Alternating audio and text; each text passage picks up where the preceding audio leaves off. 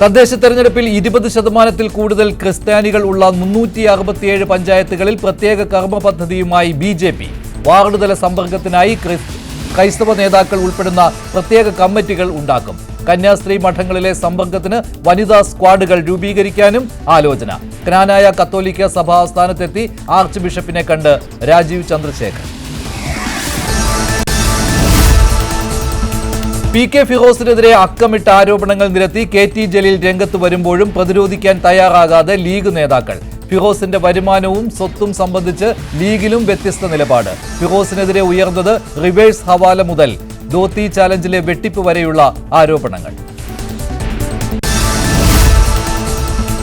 CPI സംസ്ഥാന സമ്മേളനത്തിൽ ഇന്ന് പൊതു ചർച്ച. സർക്കാരിനും പാർട്ടി നേതൃത്വത്തിനും രൂക്ഷ വിമർശനത്തിന് സാധ്യത. അടിസ്ഥാന വിഭാഗങ്ങളെ പരിഗണിക്കുന്നില്ലെന്ന് രാഷ്ട്രീയ പ്രവർത്തന റിപ്പോർട്ടിൽ വിമർശനം. സമ്മേളനത്തിന് നാളെ കൊടിയിറങ്ങും. ഡൊണാൾഡ് ട്രംപിന്റെ അടുത്ത അനുയായി ചാർലി കിർക്ക് കൊല്ലപ്പെട്ടു. വെടിയേറ്റത് യൂട്ടാ വാലി യൂണിവേഴ്സിറ്റിയിൽ പ്രസംഗിക്കുന്നതിനിടെ.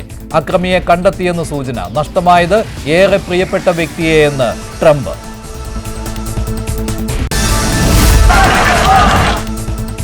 യമനിൽ ഇസ്രായേൽ നടത്തിയ ആക്രമണത്തിൽ മരണസംഖ്യ ഉയരുന്നു. 35 പേർ കൊല്ലപ്പെട്ടു, 131 പേർക്ക് പരിക്ക്.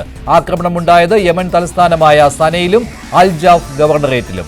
റാമോൺ വിമാനത്താവളത്തിൽ ഹൂത്തികൾ നടത്തിയ ഡോൺ ആക്രമണത്തിനുള്ള മറുപടിയെന്ന് ബെഞ്ചമിൻ നെതന്യാഹു.